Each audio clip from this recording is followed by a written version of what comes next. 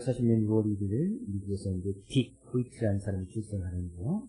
이 딕 호이트가 대학교 때에 지금 아내된 이 사람인데 주디라는 사람을 만나서 결혼하게 되시고 이제 62년에 이제 아들을 낳습니다. 릭이라는 아들을 낳게 되어지는데 이 릭이 태어날 때에 탯줄이 목에 감겨서 아이가 이제 숨을 쉬지 못하는 그런 상황 가운데 있어서 내성마비와 전신마비 장애를 갖게 됩니다. 그래서 이제 전신마비가 있고 내성마비가 있으니까 이제 발견을 가질 수 없는 결국에 이 아이를 교육을 시키지만 움직일 수 없지만 이제 컴퓨터로 이제 대화 부모님과도 이제 컴퓨터로 손도 못 이기니까 입에 불편 같은 것을 밀고 자판을 두들겨서 이제 겨우 대화할 수 있는 그런 이제 교육을 받게 됩니다. 근데 이 아이가 어느 날 그 모니터에 이제 글씨를 썼는데 글씨를 쓴 것이 처음으로 글씨를 쓴 것이 자기 주위에 속해 있는 미국은 매사추세츠주인데 자기 주위에 속해 있는 미식 축구팀이 있었습니다. 우리나라도 이제 야구 연구지가 있잖아요. 근데 자기 미식 축구팀을 응원하는 그런 메시지를 짧게 쓴 거. Go Bruins 해가지고서 자기 팀을 응원하는 그 메시지를 딱 보내는 그런 쉽게 말하면 하나 화이팅 이 정도 되는 거죠. 그런 메시지를 딱 쓰는 거예요. 이 아버지가 그것을 보고 이 아이가 그래도 뭔가를 의식하고 세상을 보고 있구나. 자기 주위에 속해 있는 미식 축구를 보면서 응원하니까 보고 있는 거예요. 이제 그래서 이 아이에 대한 계속 관심과 교육을 끊이지 않는 가운데 어느 날 이 아이가 15살 되는 해에 그 모니터에 다시 글씨를 쓰는데 아빠 나 달리기대에 나가고 싶어요 이 글을 씁니다. 이가 달릴 수가 없잖아요. 이 아빠가 고민하다가 아들을 위해서 이 휠체어를 만들고 이 휠체어를 밀면서 달리기대에 참여하는 사진 하나 봐요. 그래서 한참 후에 있었던 일이고요. 저는 이제 휠체어를 만들어서 이 아들 릭이 15세에 처음 대회를 참가하는데 5마일이면 지금 우리나라 8km 정도 되는 대회에 처음 참여를 합니다. 휠체어를 밀면서. 그러니까 이 평상시에 달리기 안 했던 사람이 8km 뛴다는 것은 불가능해요. 저도 이 친구가 러닝머신을 자기 줄 데가 없어서 이사하는데 얻어왔는데 2km 뛰는데 죽는 줄 알았어요. 2km 안 뛰던 사람이 1km, 2km 절대 못 달립니다. 걸어서야 한번 가겠지. 언젠가는 가겠지. 근데 막 달려서 간다는 건 쉽지 않은 일이에요. 이 사람이 그래서 그 대회에 참가했는데 꼴찌 뒤에서 두 번째. 그것도 휠체어 밀고 가니까 얼마나 불편하겠습니까. 그래서 두 번째 를 들어오게 됩니다. 근데 이 아이가 아들이 했던 그 한마디 때문에 이 아버지가 그래서 계속해서 이제 그 이후로부터 자기 스스로 이 러닝 연습을 하는 거, 마라톤 연습을 하는 거예요. 계속 달리기 연습을 하고 그래서 이 아이를 대회가 있을 때마다 이 아이를 휠체어에 태워서 계속해서 마라톤 대회에 참여를 하고 결국에 딕 호이트라는 사람이 물론 2021년 이제 80세의 나이로 세상을 떠나게 되어지는데 그때까지 풀마라톤 72회를 참여하고 심지어 철인 3종 경기 아시죠? 수영 또 달리기, 자전거 할 때는 이제 뒤에다가 매달아서 수영할 때는 또 이제 보트에다가 그 아이를 태워서 수영을 하고 또 마라톤까지 하는 이 철인 3종류까지 참여하는 그것도 완주하는 그런 일을 보게 됩니다. 그래서 이 부자가 보스턴 마라톤 대회를 참여해야 되는데 보스턴 마라톤 대회를 항상 이 사람들을 기념하고 보스턴 마라톤 대회를 출발한다고 합니다. 이 아들 릭 호이트도 2023년에 호흡기 합병증으로 세상을 떠나게 됩니다. 네. 이 아버지가, 딕 호이트라는 아버지가 어떻게 그렇게 그 수많은 마라톤 대회, 철인 3종 경기까지 수없이 완주를 할 수 있었는가? 이 아들의 한마디 때문이었습니다. 아들이 마라톤 대회에 참여하고 나서 마지막 그렇게 글을 쓴 것이 아빠 난 달릴 때 살아있음을 느껴요. 이 한마디를 남깁니다. 이 아버지는 힘들고 어려워도 그냥 그 마라톤인데 쉽지 않은 일이거든요. 이 풀마라톤을 70회 이상을 완주한다는 거 쉬운 게 아닙니다. 근데 달릴 때 이 아이가 항상 앞에 함께 있고 이 아들은 또 아버지와 함께 달려주는 그것을 통해서 또 살아있음을 느끼면서 서로가 함께하는 그 모습을 통해서 그 마라톤 레이스를 기쁘고 즐겁게 완주하는 그런 일이 있었습니다. 결국에 아버지가 부자가 자기와 함께하고 있다는 비록 몸이 불편한 아들이 있었고 그 아들을 위해서 아낌없이 헌신하고 쓰던 그 아버지가 있었기 때문에 그 일을 마라톤을 완주할 수 있었다는 거죠. 오늘 본문 말씀을 통해서 과연 우리가 이 믿음의 길을 결국은 완주해야 되잖아요. 믿음의 길을 끝까지 가야 되지 않겠습니까? 그 믿음의 길을 끝까지 가기 위해서 주님께서 우리가 늘 함께 하심을 믿고 그 주님을 우리가 또 예배하고 찬양하고 나갈 때 이 시간도 주님께서 주시는 큰 은혜와 사랑이 차고 넘쳐날 수 있기를 주의 이름으로 축복을 드립니다. 과연 그럼 우리는 이 믿음의 길을 어떻게 달려갈 것인가? 우리 교회표가 선한 싸움을 싸우고 달려갈 길을 마치는 교회 아니겠어요? 늘 선한 싸움에 대해서는 좀 우리가 말씀을 많이 살펴보았습니다. 그러면 우리가 그런 선한 싸움을 싸우면서 달려갈 길, 결국에 달려간다는 것은 그 믿음의 길, 믿음의 선한 싸움을 싸우는 거죠. 믿음의 선한 싸움을 싸우면서 우리가 달려갈 길, 그 달려갈 길이 무엇인가? 오늘 바울사도의 고백을 통해서 은혜를 좀 나누려고 하는데요. 바울사도가 오늘 본문에 있으면 바울사도가 1차, 2차, 3차 전도 여행 하는데 3차 전도 여행 가운데 밀레도라는 지역에 이르게 됩니다. 밀레도라는 지역에 이르는데 3차 전도 여행 가운데서는 2차 전도 여행 때 3년 가까운 시간을 머물면서 그것에 복음을 전했던 에베소 교회가 있었는데 밀레도와 3차 전도 때는 에베소를 지나치지 않습니다. 근데 에베소 가까운 밀레도 지역에 복음을 증거하다가 돌아오면서 밀레도 지역에 있을 때 에베소는 그렇게 멀지 아니하거든요. 그래서 이 밀레도라는 지역에 있을 때에 에베소 교회 장로들을 초청해서 지금 이야기하는 거예요. 오늘 본 말씀 그 장면입니다. 그럼 에베소 교회 장로들 초청하고 밀레도 교회 성도들과 함께 그 앞에서 지금 이야기하는 거예요. 뭐라고 이야기합니까? 18절 오매 그들에게 말하되 아시아에 들어온 첫날부터 지금까지 내가 항상 여러분 가운데 어떻게 하는지를 여러분도 아는 바니 에베소 교회에 3년이나 있었으니 에베소 교회에서 어떻게 복음을 증거하고 어떻게 활동했는지 그들이 너무나 잘 알잖아요. 바울사도 1차, 2차, 3차 전쟁 어떻게 전쟁에 가면서 교회에 있었는지 너무나 잘 알잖아요. 어떻게 19절 곧 모든 겸손과 눈물이며 유대인의 간계로 말미암아 당한 시험을 참고 주를 섬긴 것과 그런 데서 바울사는 늘 낮아지고 또 참고 인내하고 많은 유혹과 시험이 있어도 그것을 갖다가 이겨내면서 주님을 섬기고 그러니까 바울사도가 전도여행을 갔는데도 수많은 어려움과 문제가 있었고 환란이 있었단 말이에요. 시험이 있었고 고통이 있었단 말이에요. 그러면서 이 22절 가서 보니까요. 보라 이제 나는 성령에 매어 예루살렘으로 가는데 거기서 무슨 일을 당할지 알지 못하노라.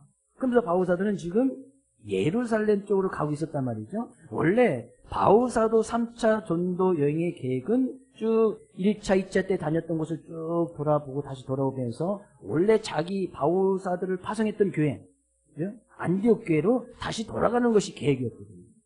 근데 중간쯤 가는데 성령님께서 하나님께서 말씀을 주시는데 너 예루살렘으로 가라. 예루살렘으로 가라는 거예요. 그것을 갖다가 지금 분명히 이야기하고 있지 않습니까? 23절 오직 성령이 각 성에서 내게 증언하여 각 성이라는 것은 성령님께서 한 번 이야기했다는 것이 아니에요. 가는 곳마다 각 성에서 야 너는 지금 예루살렘으로 가라. 근데 뭐라고 말씀하시는 거예요? 내게 증언하여 결박과 환란이 나를 기다린다 하시나. 예루살렘으로 가운데 바울사도가 무슨 일을 당할지 못한다는 것은 자기가 무슨 일을 당할지 분명히 바울사도 알고 있었습니다. 왜? 가면 뭐가 있어요? 환란이 있고 결박이 딱 기다린다는 거예요. 그 환란과 결박을 통해서 자기가 어떻게 될지는 알지 못한다. 그러나 환란과 결박이 있는 것은 분명하단 말이죠. 결박이 있다는 것은 뭐예요? 자기가 붙잡힌다는 이야기죠. 결박 당한다는 거예요. 감옥에 간다는 거예요. 환란이 있다는 거예요. 그러면 그것을 통해서 감옥에 가면 얼마나 큰 고통과 아픔과 환란이 있겠습니까? 결박과 환란이 기다린다는 말씀 바울사에게 주신 거예요. 한 번도 주신 거, 한 번만 주신 것이 아니라 각 성에서 그렇게 이야기하는 거예요. 지금 그 이야기를 밀레도에서 ABS 교회 장로들을 포함해서 이 밀레도 교회 성도들이 지금 이야기를 하고 있는 거예요. 그럼에도 불구하고 바울사도는 지금 예루살렘으로 가겠다는 거예요. 24절 가서 보니까 23절, 24절 내가 달려갈 길과 주 예수께 받은 사명 곧 하나님의 은혜의 복음을 증언하는 일을 마치려면 나의 생명조차 조금 더 귀한 것으로 여기지 아니하노라. 예루살렘으로 가면 거기 뭐가 있어요? 결박과 환란이 있어. 감옥에 가. 그것을 고통을 받아. 그러면 자기의 생명 어떻게 될지 알지 못하지만 바울사도는 그냥 그 길을 가겠다는 거예요. 달려갈 길, 바울사도의 달려갈 길은 그런 모습이었어요. 근데 중요한 것은 그 다음 문제예요. 바울사도가 그런 믿음의 모습을 가지고 지금 가고 있단 말이죠. 근데요, 이 사도행전 21장 3절 4절 말씀 가서 볼게요. 같이 읽어보겠습니다. 구부로를 바라보고 이를 왼편에 두고 수리아를 항해하여 두루에서 상륙하니 거기서 배의 짐을 풀려 함이더라. 제자들을 찾아가서 거기서 이래를 머물더니 그 제자들이 성령의 감동으로 바울더러 예루살렘에 들어가지 말라 하더라. 밀레도를 떠나서 배를 타고 두루라는 곳에 이르렀는데 거기에서 일주일을 머물게 되는데 제자들, 두루에 있는 교회와 바울사도의 제자들이 찾아와서 이야기하는 거예요. 그러니까 두루에 있는 제자들도 뭐요? 성령의 감동으로. 그러니까 두루에 있는 제자들도 성령님께서 동일한 말씀을 주셨단 말이죠. 뭐요? 바울사도가 지금 예루살렘을 가려고 말씀하셨고 거기는 결박과 환란이 기다린다 말씀하십니다. 그 이야기를 두루에 있는 제자들이 들었어요. 그러니까 뭐예요? 바울사도가 거기 가면 분명히 환란과 결박이 있어. 그래서 이 두루에 있는 제자들이 예루살렘에 들어가지 말아라. 거기 가면 결박과 환란이 있어. 가지마. 막 말려는 거예요. 바울은 그 이야기를 듣지 아니하고 또 두루에서 가이사랴로 내려갑니다. 사도행전 21장 11절 말씀 가습니다. 같이 읽어보겠습니다. 우리에게 와서 바울의 띠를 가져다가 자기 수족을 잡아매고 말하기를 성령이 말씀하시되 예루살렘에서 유대인들이 이같이 이 띠 인자를 결박하여 이방인의 손에 넘겨주려 하거늘. 그 두루에서 떠나서 그 밑에 가이사랴 지방으로 내려가거든요. 근데 그 가이사랴 지방에서는 이제 아가보라는 선지자가 있었습니다. 아가보라는 유명한 선지자가 있었어요. 그 이전에도 하나님께서 아가보 선지자에게 말씀해 주셔서 예루살렘에 대흉년이 있을 것이다 라고 말씀해 주셨고 아가보 선지자는 그 이야기를 증언했던 사람이에요. 하나님의 말씀을 잘 듣고 이단 선지자가 아니에요. 분명히 그 말씀을 듣고 그것을 예언했던 선지자. 그 예언했던 그대로 예루살렘에 큰 흉년이 일어나거든요.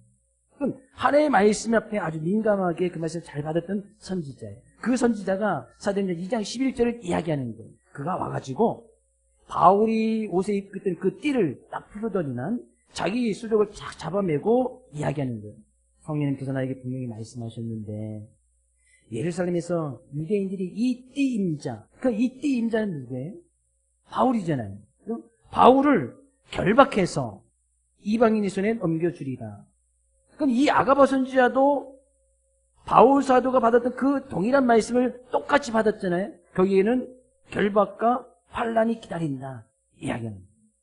그러니까 그 가이사에 있던 많은 성도들이 바울 사도가 예루살렘에 가는 것을 갖다 만류합니다. 가지마. 가면 안 돼. 또 아가보 선지자도 가지 말 것을 권면합니다. 그럼에도 불구하고 바울 사도는 어떻게 해요? 예루살렘으로 내려갑니다. 우리는 생각해 볼 것이 있습니다. 과연 우리의 믿음의 길을 달려감에 있어서 정말 중요하게 생각해야 될 것이 바로 이 문제예요.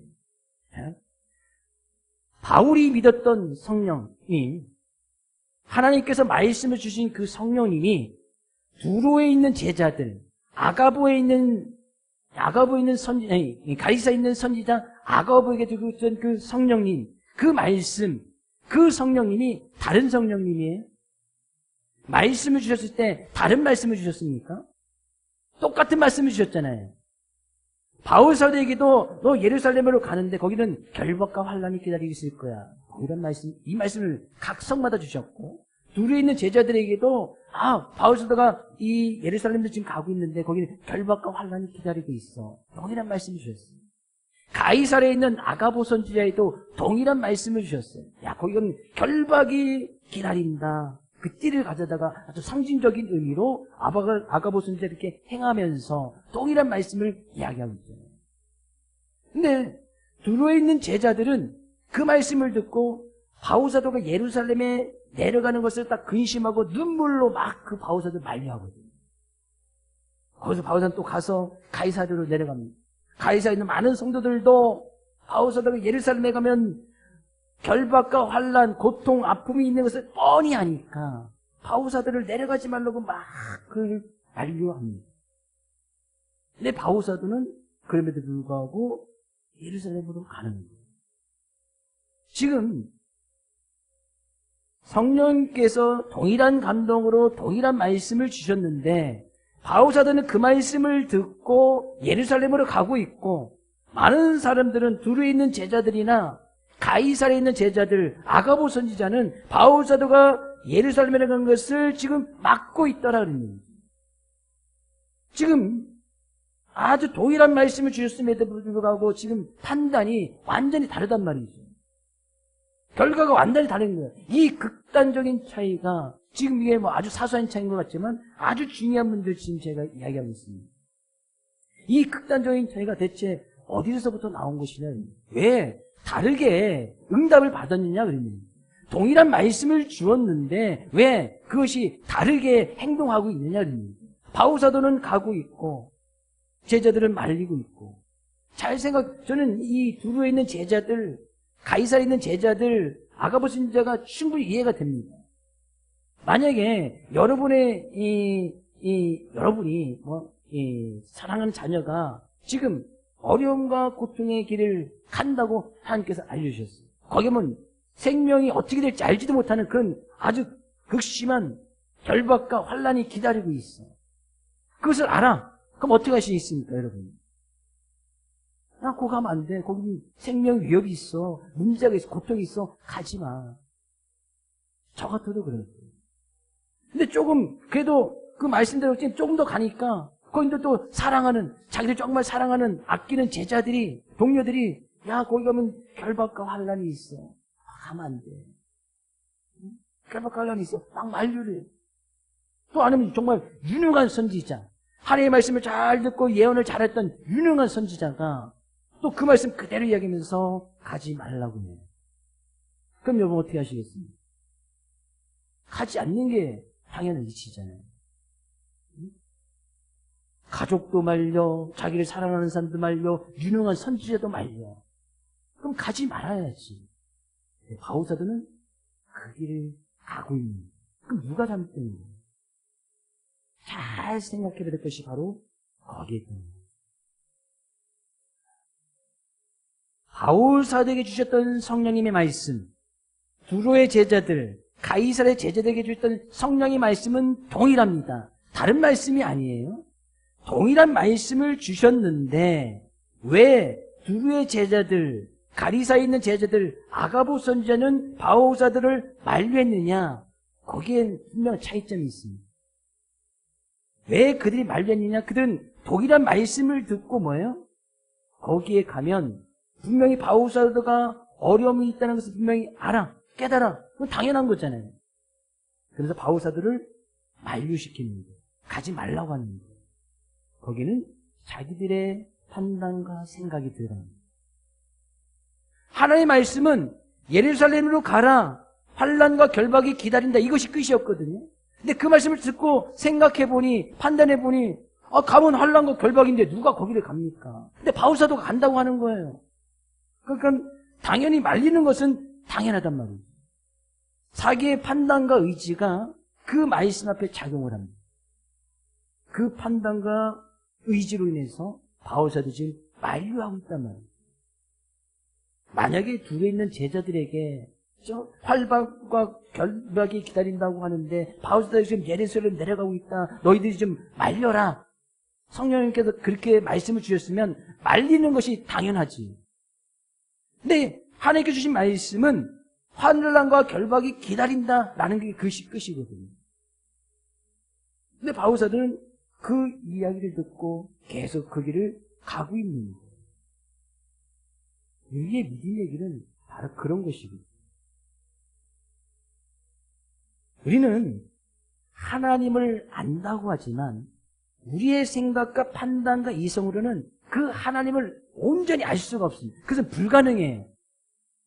우리가 창조주 하나님 알지만 그 창조주 하나님께서 그 창조하실 때와 그 이 세상 모든 것을 섭리하고 다스리시는 그 하나님의 뜻을 우리가 유한한 인생을 살아가는 우리의 삶의 모습과 의지와 판단, 생각으로는 그 하나님을 온전히 알 수가 없어요. 하나님을 완전히 안다고 하는 것은 불가능한 거예요. 알 수가 없단 말이죠. 바울사도는 하나님을 늘 그렇게 인식합니다. 그러면 하나님께서 지금 말씀을 주셨잖아요. 자기의 뜻과 생각을 도저히 알 수 없는 그 하나님께서 예루살렘으로 가 환난과 결박이 기다리고 있어. 그러면 그 하나님께서 주신 그 말씀 앞에 바울사도는 철저하게 자기의 생각, 의지를 부인해버립니다. 왜? 그렇게 말씀하신 하나님의 뜻을 자기의 생각과 이성으로 도저히 알 수 없기 때문에 그 말씀 그대로 받아들이는 거예요. 근데 두루 있는 제자들, 가이사에 있는 제자들은 그 말씀을 듣고 자기의 판단에 딱 들어갑니다. 판단이 뭐예요? 거기 들어가면 어려움과 환난이 있어. 그러니까 어떻게 해요? 바울사도, 자기가 사랑하는 바울사도, 자기의 스승인 바울사도 그 사람을 말려야 되는 것이 자기들의 생각입니다. 자기들의 판단입니다. 그러니까 전혀 지금 다른 결과가 나오고 있다는 거예요. 우리는 우리의 믿음을 갈 때, 나의 달려갈 길, 믿음의 길을 갈 때에 주님께서 말씀하시면 그 말씀하신 것에서는 우리의 의지를 철저히 부인해야 돼. 우리의 생각을 거기에 집어넣어서는 안 된단 말이죠. 우리의 판단을 거기에 집어넣어서는 안 돼요. 환난과 결박이 있어도 우리의 판단을 말씀 앞에 집어넣어서는 안 된단 말이죠. 그렇게 하면 내 의지와 판단 말씀 앞에 집어넣어서 나의 달려갈 길을 가라. 달려갈 길 가야 되는데 그럼 나는 힘든데 시간이 없는데 거기 물질이 들어가야 되는데 어려움이 있는데 환난이 있는데 결박이 있는데 그것을 갖다가 딱 자기 의지 판단하면 달려갈 길을 가지 못하는 거예요. 왜? 거기 환난이 있는데 결박이 있는데 힘든데 어려움인데 물질이 들어가는데 괴로운데 고통이 있는데 달려가지 못하는 거예요. 우리가 하나님의 말씀 앞에는 철저히 우리의 의지, 생각, 판단을 다 내려놔야 돼요. 그래서 자기 부인이라고 하잖아요. 자기 부인. 철저히 자기를 부인해야 된다는 말이죠. 근데 우리의 의지와 판단은 어디에 들어가야 되느냐? 하나님께서 말씀을 주시면 있는 말씀 그대로 거기에 우리의 달려갈 길, 환난과 결박이 있어도 이 믿음의 길을 가라 이야기하면 이 믿음의 길을 가야 됩니다. 그 말씀 그대로 받아들이고 우리의 의지와 판단은 어디에 들어가야 되느냐? 내가 그럼 이 길을 가기 위해서는 어떻게 해야 되는가? 환난과 결박이 있을 때 난 어떻게 이 믿음의 길을 갈 것인가? 우리의 의지는 여기에 들어가야 돼요. 만약에 바울사도가 밀레에 대해서 이 말씀을 들었습니다. 예루살렘에 들어가면 환난과 결박이 있어. 밀레에 대해서 이야기하고 있는 거 아니겠어요? 철저히 그것을 알고 있었어요. 그래서 바울사도는 거기에 환난과 결박이 있으니까 알고 있잖아요. 가지 말아야지. 그럼 밀레에 대해서 전쟁 마치고 여기서 좀 편안하게 좀 살다가 나의 삶을 마감해야겠다. 그래서 밀레에 대해서 그대로 머물러 있어. 그러면 하나님의 말씀을 분명히 알고 있었지만 자기의 의지는 그냥 저기에 머물러 있는 것. 환난과 결박은 피하고 그냥 거기 머물러 있는 것. 자기의 의지는 하나님께서 주신 말씀을 주셨을 때 내가 그럼 어떻게 예루살렘으로 갈 것인가? 환난과 결박을 당했을 때 내가 어떻게 그 달력길을 계속 갈 것인가, 우리의 의지는 거기에 있어야 된단 말이죠. 그래서 바울사도는 그럼 내가 예루살렘 어떻게 가야 되지? 배를 타야 되고 배 시간을 알아봐야 되고 또 걸어가야 되고 또 거기서 환난과 결박을 했을 때 내가 어떻게 믿음을 유지할까, 내가 그 길을 계속 가야 되니까 의지가 거기에 있었단 말이에요. 하나님의 말씀 앞에 자기가 결단하고 의지를 내린 것이 아니라 그 말씀을 어떻게 하면 행할 수 있을까, 그 의지와 뜻을, 판단을 거기에 두었단 말이에요. 아주 근소한 차이인 것 같지만 아주 다른 결과물이 나오고 있단 말이에요. 과연 우리의 믿음의 길, 달려갈 길, 내가 믿음을 지킨다는 것은 결국엔 환난과 핍박이 기다리고 있잖아요. 믿음을 지켜가는데 고통이 있잖아요. 믿음을 지켜가는데 우리는 수많은 시간과 노력과 섬김과 헌신이 요구되잖아요. 그렇지 않고는 믿음을 지켜갈 수가 없다니까요. 거기는 또한 우리의 물질도 들어가요. 하나님 앞에 시간을 들여, 물질을 들여, 내 또 노력 들여, 헌신도 들여. 근데 하나님께서 시간을 들여라, 좀 기도하라, 하나님께 드려라. 근데 그 말씀을 우리는 그대로 받아들이면 거기는 우리의 생각과 의지가 들어가서 안 돼요. 근데 거기에 이제 생각과 판단이 들어가죠. 하나님께 시간을 드려야 되는데, 시간을 드리라, 기도하라는데, 나 바쁜데, 나 시간이 없는데, 나 친구 만나야 되는데, 그런 상황과 여건에 대해서 내가 판단하죠. 오늘은 빠져도 되지, 내일은 빠져도 되지. 그래서 기도하지 않아요. 성경은 기도하라 했는데, 기도하지 않는다는 것은 거기 내 판단과 의지가 들어간 거잖아요. 그냥 하나님의 말씀 기도하라 그것뿐이거든요. 기도할 때 시간이 필요해, 물질이 필요해, 다 알잖아요. 근데 거기에 내 생각과 상황의 여건 때문에 내 판단이 들어가서 기도하지 않는 거예요.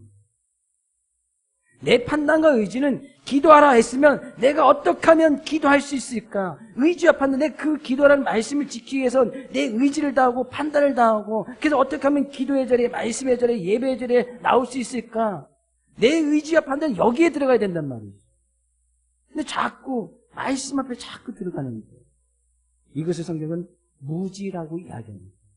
하나님을 안다고 하지만 하나님을 알지 못하는, 이것이 성경적인 무지거든요. 어떻게 우리가 하나님의 뜻을 알 수가 있습니까? 그럼 기도하라고 하신 하나님의 말씀이 분명히 하나님의 뜻이 있을 거 아니겠어요? 근데 우리는 그 하나님의 뜻을 우리의 생각과 판단 다 알 수가 없다니까요. 항상 기뻐해, 쉬지 말고 기도해, 범사에 감사해. 이것은 분명히 우리를 향한 하나님의 뜻이잖아요. 근데 자꾸 그 말씀 앞에 우리의 판단이 들어가고 우리의 생각이 들어가면 정작 우리의 판단과 의지가 들어가야 되는, 그러면 우리 항상 기뻐할 수 있도록 노력해야 되고, 쉬지 말고 기도할 수 있도록 노력해야 되고, 상황과 어려움과 문제가 있어도, 환난과 결박이 있어도 쉬지 말고 기도하고 쉬지 말고 감사하고 항상 기도할 수 있도록 우리의 판단과 의지는 여기에 들어가야 된단 말이에요. 이 위치가 바뀌면 전혀 다른 결과물이 나옵니다. 바울사도는 예루살렘으로 가는데 나머지는 가지 말라고 이야기합니다.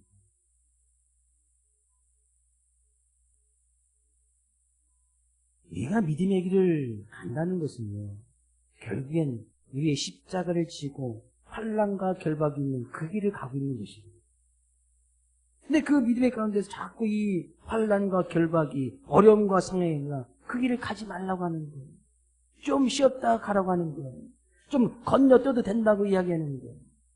기도 안 해도 된다고 이야기하는 거예요. 말씀 안 봐도 된다고 이야기하는 거예요.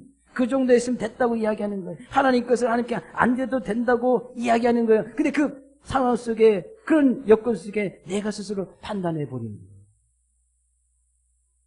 이것이 영적인 무지다. 하나님을 내 생각 속에, 판단 속에 가둬버리는, 하나님을 너무나 작게 만들어버리는 거예요. 그리고 우리는 하나님을 다 안다고 이야기해요.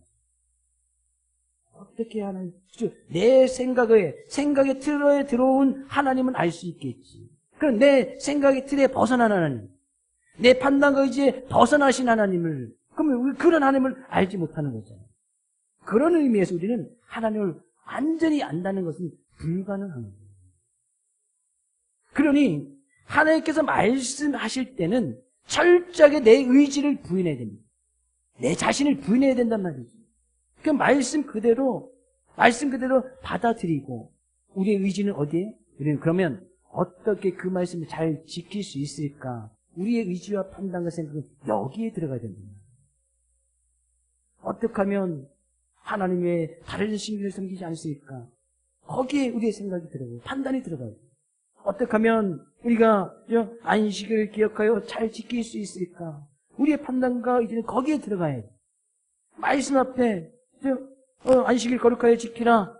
근데 저기 이제 자기의 판단 생각이 들어가면 열심히 일해야 되고 또 친구도 만나야 되고 어디도 가야 되고 뭐도 가야 되고 자기 생각 판단에 딱 거기에 들어가면 기억하여 안식일을 거룩하게 지킬 수 없다. 그래서 믿음의 길은 환난과 결박이 있는 길입니다. 어려움이 있는 길입니다. 문제가 있는 길입니다. 고통이 있는 길입니다. 네, 그 모든 것을 이겨나가야 됩니다. 결국에 우리가 달려갈 길은 바로 그 길입니다. 저는 이 믿음의 길을 가면서 바울서도가 지금 이야기하고 있는 것은 자기 혼자 골방에서 혼자 이야기하는 것이 아니에요. 에베소 교회 장로들을 초청을 하고 또 밀레도에 있는 많은 성도들 앞에서 지금 이야기하는 거예요. 나는 그래도 그 길을 가겠다. 그렇게 이야기하는 것은 뭐예요? 그 이야기를 듣는 에베소 교회 장로들도 밀레도 교회 성도들도 여러분들도 그 길을 가십시오 라고 지금 이야기하는 거죠. 난 그 길을 갈 테니까 환난과 결박이 있어도 나는 포기하지 아니하고 그 길을 갈 테니까 여러분들도 그 길을 가십시오 라고 지금 이야기하고 있는 거예요. 그 하나님 말씀 앞에 우리의 판단의 이상을 좀 부인하고 어떻게 하면 그 말씀을 잘 지킬 수 있을까? 거기에 의리와 의지의 판단을 두어서 그 길을 계속해서 가십시오. 나는 그 길을 갈 테니. 저도 바울사대 이 믿음의 고백처럼 저도 저의 달려갈 길 계속해서 달려갈 것입니다. 믿음의 길 저 계속 갈 거예요. 상황이 누군가 그 길 가지 말라 하더라도 저 또한 하나님께 소원한 또 약속의 시간도 있고 하기 때문에 그때까지 계속 갈 거예요. 여러분도 계속 그 믿음의 길 잘 달려가시겠습니까? 환난과 결박이 있습니다. 가시겠습니까? 고통이 있습니다. 문제가 있습니다. 감옥에 갈 수도 있어요. 때로는 생명의 위협조차 느낄 수 있어요. 그 길을 계속해서 가시겠습니까? 생명의 위협이 있다고 하니까 소리가 좀 적어지시네요. 하우스는 좀 이야기했습니다. 나 죽어도 그 길 갈 거야. 여러분도 죽어도 그 길을 가십시오. 내가 믿음을 지켜가는데 환난이 없다, 핍박이 없다. 잘 생각해 보십시오. 내가 과연 믿음의 길을 잘 걸어가고 있는지. 믿음의 길을 가는데 어떻게 환난이 없어요? 믿음의 길을 가는데 어떻게 핍박이 없어? 믿음의 길을 가는데 왜 생명의 위협을 왜 안 느껴? 생명의 위협 느끼죠. 네, 우리는 많은 시간이나 물질도 하나님께 드려야 되는 부분이 있습니다. 생명의 위협 느끼지. 친척이나 가족들 생명의 위협 느끼지. 왜 안 느낍니까? 네, 그 믿음의 길을 갈 거냐.